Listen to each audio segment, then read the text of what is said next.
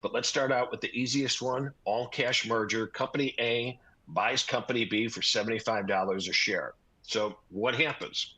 Well, number one, Company B stock, upon consummation of that merger, stock in Company B is going to halt trading, right? Because once that merger is consummated, Company B shares no longer exist.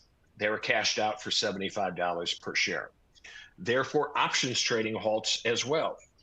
Um, the time value in Company B evaporates immediately. Remember, when we're trading options, and especially when we're a buyer, we are purchasing not only the right to buy stock at a certain price, we're also buying the time for something to happen, for our strike price to get to wherever it needs to go, for implied volatility to increase. I'm sorry, not the strike price, but the stock price to get to wherever we needed it to go, change in implied volatility, et cetera, et cetera.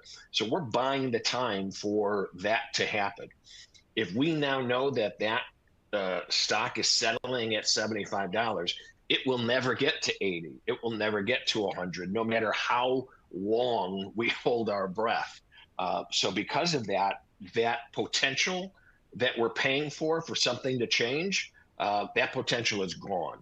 So all of that time value immediately evaporates. Because it evaporates and because that share price isn't going to change, that settlement price isn't going to change, we can accelerate the expiration of that options contract. There's no need for us to continue the existence of an option expiring 2 years down the road when we know today how much it's going to be worth and that value will not change. So we speed up the expiration of all of our contracts. This way we get them off the books. And what happens is options on Company B settle for their intrinsic value only.